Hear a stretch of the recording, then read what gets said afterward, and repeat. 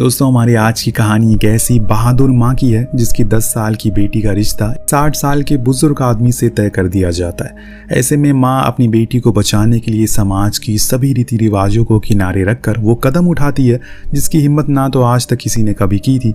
अब ये देखना बेहद दिलचस्प होगा कि आखिर वो महिला अपने इरादों में कामयाब होती है या फिर उसका भी वही हाल होता है जो बाकियों का हुआ। तो कहानी की शुरुआत पाकिस्तान के दूर दराज पहाड़ी इलाके में मौजूद मरगल्ला हिल से होती है, जहां आज भी कुछ ट्राइब रहा करती है और उन्हीं में से एक परिवार था दौलत खान का, जो कि उस कबीले का सरदार भी होता है। दौलत खान देखने में जितना उम्र दराज था, उसकी पत्नी राखी उम्र में बिल्कुल उससे आधी, क्योंकि राखी की शादी दौलत खान से महज 15 साल की उम्र में करवा दी गई। जिस उम्र में लड़कियां पढ़ लिख कर डॉक्टर इंजीनियर बनने का सपना देखती हैं, उस उम्र में राखी के लिए डोली सजा दी गई जिसका मलाल आज तक उसे है। हैरानी की बात तो ये है कि दौलत खान से शादी करने के बाद राखी पूरी तरीके से यहाँ कैद हो गई। उसका पूरा परिवार लाहौर का रहने वाला है, जिनसे मिलना तो छोड़िए, शादी के बाद उसने उनसे कभी बात तक नहीं की। फिर यूं कहें कि दौलत खान था जिसने कभी उसे घर से बाहर निकलने ही नहीं दिया। वह इन दोनों की एक 10 साल की छोटी बेटी भी होती है जिसका नाम है ज़ैनब। बिल्कुल मिलनसार हंसमुख ज़ैनब अपनी माँ से बहुत प्यार करती है। वो पढ़ लिख कर जिंदगी में कुछ करना चाहती है और यही उसकी माँ हमेशा उसे सिखाती भी है।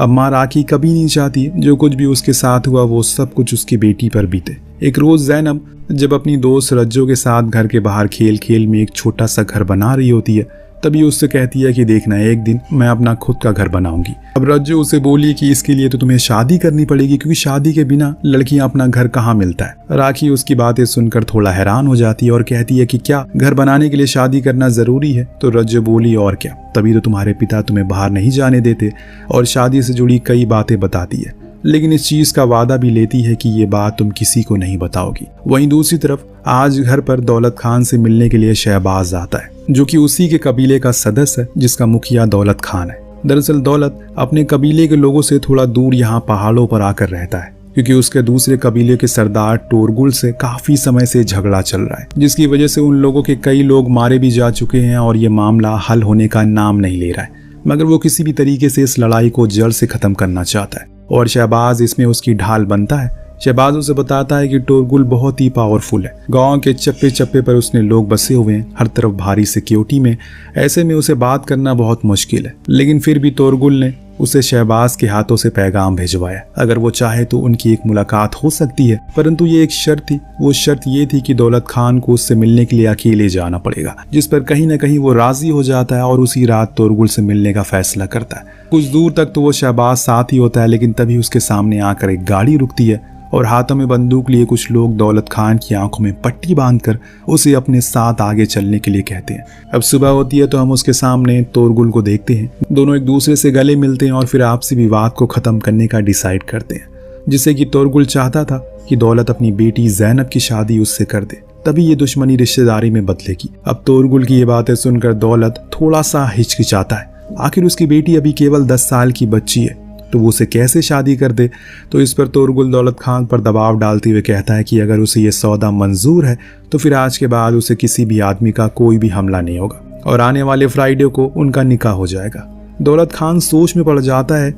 उसने कभी भी नहीं सोचा था कि ऐसा दिन देखने को मिलेगा, लेकिन टोरगुल की हनक के आगे वो बेहद कमजोर था, इसीलिए बेमन से ही उसने सभी मंजूरी दे दी।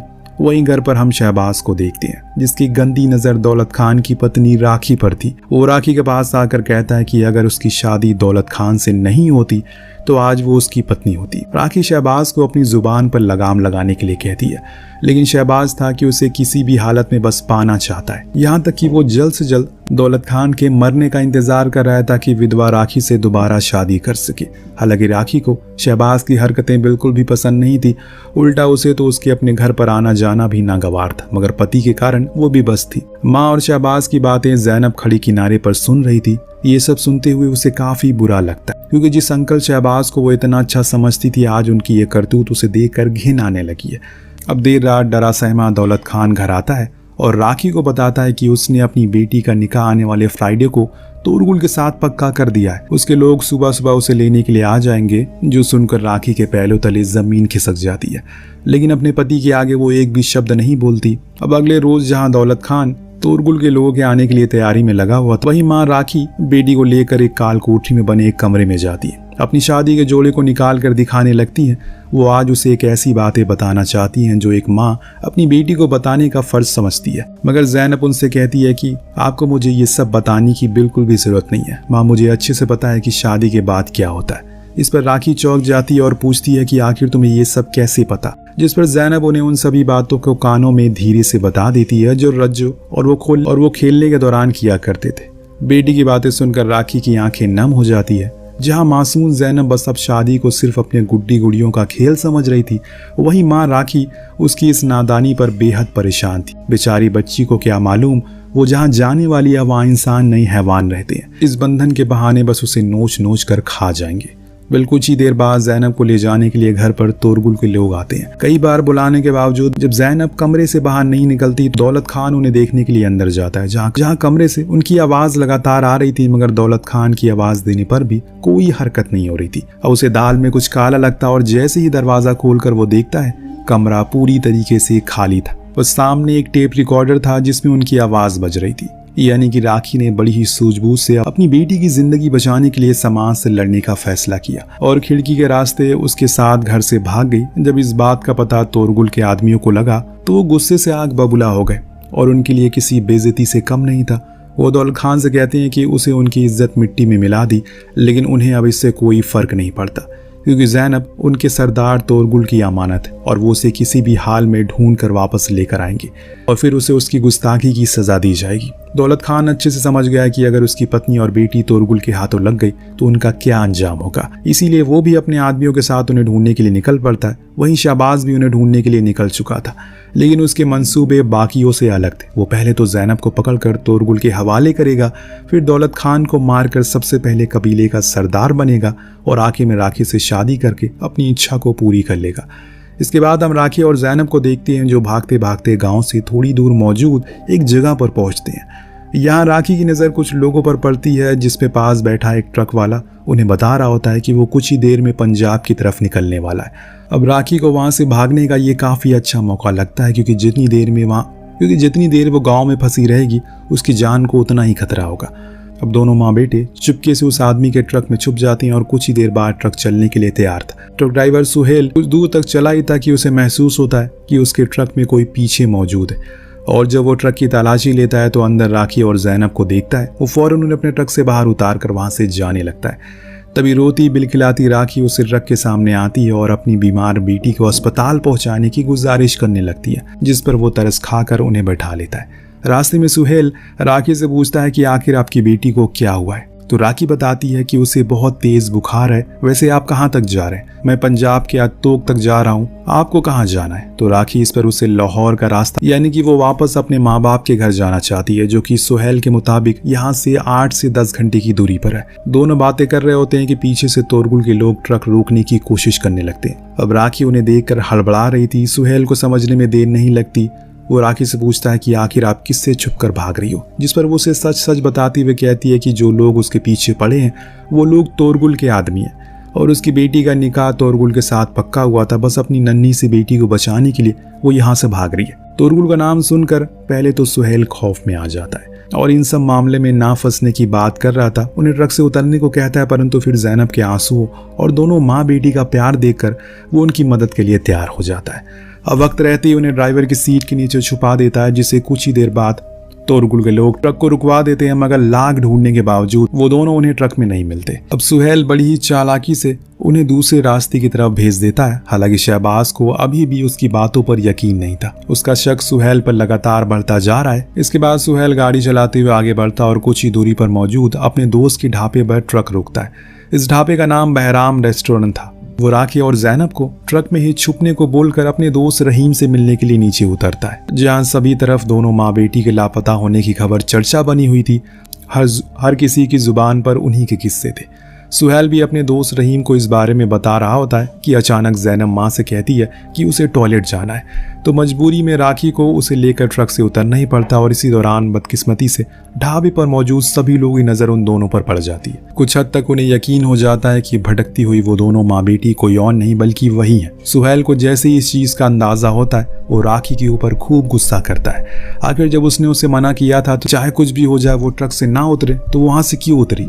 अब तो उसकी मौजूदगी की खबर टोरगुल तक पहुंच गई होगी और उसका ये डर सच भी साबित होता है। जब हम ढाबे पर बैठे एक आदमी को तोरगुल से बात करते हुए सुनते हैं, वो उसे सब कुछ बता रहा था। जहाँ एक तरफ सुहेल की ट्रक की रफ्तार अब तेज हो चुकी है, तो वहीं दूसरी तरफ गोरजंग अपने आदमियों के साथ ढाबे पर पहुंचता है और रहीम से सुहेल के बारे में पूछने लगता है। रहीम उसे झूठ कहता है कि उसके दोस्त सुहेल तो यहाँ से 5-6 महीने तक नहीं आए, दोनों एक दूसरे से लंबे अरसे तक नहीं मिले। फिर बस क्या था। गोरजंग को रहीम का यह झूठ रास नहीं आता और वो फौरन उसे वहीं पर गोली मार देता है। वहीं शहबाज को लगने लगा था कि जरूर राखी को उसे ट्रक ड्राइवर के साथ कुछ चक्कर चल रहा है। वो दोनों यहाँ से एक प्लानिंग के साथ भागे और यही बात वो सरदार दौलत खान को भी बताता है, जिस पर दौलत खान उससे कहता है कि चाहे कुछ भी हो जाए, मुझे अब अपनी पत्नी से कोई भी लेना देना नहीं है, बस तुम मेरी बेटी को वापस लेकर आ जाओ। दूसरी तरफ गोरजंग अपने कुछ साथियों की मदद से तोरगुल को मारने का आदेश दे दिया था, यानी कि अब वो कबीले का सरदार हो चुका है। इसीलिए दोनों माँ बेटी को ढूंढने के बजाय वो अपने लोगों के पास वापस जाना ज्यादा बेहतर समझता है और शहबाज को अकेले जाने को कहता है। कोई भी रास्ता ना बचने पर शहबाज अकेले उन्हें ढूंढने के लिए निकल पड़ता है, क्योंकि राखी ही तो उसकी आखिरी जिद थी जिसे वो किसी भी हालत में पाना चाहता है। वहीं रास्ते में कई घंटे की चलने की वजह से अचानक सुहेल का ट्रक बंद पड़ जाता है। वो जैसे ही नीचे उतरता है, अपने पीछे तेज रफ्तार में आते हुए शहबाज की गाड़ी को देखता है तो ट्रक से बंदूक निकालकर सीधे उस पर निशाना साध देता है, जिस पर शहबाज की गाड़ी का वहीं एक्सीडेंट हो जाता है और सुहेल उन लोगों को लेकर पैदल ही वहां से निकल पड़ता है। अब रात में हम तीनों को एक साथ देखते हैं, जहां ज़ैनब थकान की वजह से सो चुकी थी। राखी सामने बैठे सुहेल को काफी गौर से देख रही थी। उसने मन में एक सवाल अभी तक परेशान कर रहा है कि एक ट्रक ड्राइवर के पास बंदूक कैसे आई। तो वो उसे पूछती है कि आखिर तुम कौन हो। सुहेल उसे बताता है कि वो अनाथ है, वो अभी मुजाहिदीन बनना चाहता था। उसने उसकी ट्रेनिंग भी ली थी और वो उसमें 5 साल भी रहा, लेकिन तभी उसकी जिंदगी में एक लड़की ने दस्तक दी जिससे वो बेहद प्यार करने लगा और उसने सभी बुरे रास्तों को छोड़ दिया। लेकिन बदकिस्मती से कुछ दिन बाद एक लंबी बीमारी के चलते उसकी मौत हो जाती है। लेकिन आज भी वो सुहेल के जहन में थी, इसीलिए तब से लेकर आज तक बस उसी की याद में वो ट्रक चलाकर अपनी जिंदगी काट रहा है। सुहेल की दर्द भरी कहानी को सुनकर राखी को काफी बुरा लगता है, जिसके बाद राखी भी उसे अपने अब तक की सारी कहानी बताती है कि कैसे उसके पिता ने उसका असली नाम अल्लाह राखी रखा था और 15 साल की उम्र में ही उसकी शादी अपने 3 गुना बुजुर्ग आदमी से करा दी। और उसके बाद ना ही अपने उसने पिता का चेहरा देखा और ना ही माँ का। वो चाहकर भी अपनी माँ के पास वापस नहीं जा पाई। बेचारी राखी की कहानी को सुनकर सुहेल को उस पर थोड़ी हमदर्दी होने लगती है। ऐसा लग रहा था कि मानो वो दोनों उसके अपने हों। वहीं राखी को अपने सुहेल पर विश्वास हो गया था। उसे महसूस होता है कि सुहेल एक नेक इंसान दिल है। सुबह होते ही वो उन्हें अपने दोस्त जिशान के घर पहुंचता है ताकि उन्हें कोई भी ढूंढ ना पाए और जितने दिन चाहे वो यहाँ पर छुप कर रह सकती है। अब धीरे धीरे ज़ैनब और सुहेल की अच्छी दोस्ती हो जाती है। वो दिन भर साथ में खेलती है और खूब मस्ती करती है, परंतु कहीं न कहीं राखी को ये सब खटक रहा था। वो अच्छे से जानती थी कि कुछ ही दिनों में उसे वहां से जाना पड़ेगा। ऐसे में सुहेल से हद से ज्यादा लगाव रखना सही नहीं होगा। राखी कुछ ही दिनों बाद अपनी माँ को फोन लगाती है। इतने सालों बाद अपनी बेटी की आवाज को सुनकर माँ की आंखों में आंसू आ जाते हैं। वो बेटी को बताती है कि कुछ लोग उसे ढूंढते ढूंढते उनके पास आए थे, इसीलिए उसका यहाँ पर आना बिल्कुल ठीक नहीं है। मगर न जाने क्यों राखी अपनी माँ से मिलने के लिए बेकरार थी। ऐसे में वो उसे घर से कहीं दूर बाहर मिलने के लिए बुलाती है। राखी ये बात सुहेल से भी बताती है, लेकिन सुहेल को उसका ये फैसला बिल्कुल भी सही नहीं लगता। और तो और कहीं ना कहीं अब उसे खोने का डर सताने लगा है। इसीलिए लाहौर जाने की लाख बार मना करने के बावजूद परंतु राखी अब उसका एहसान नहीं लेना चाहती।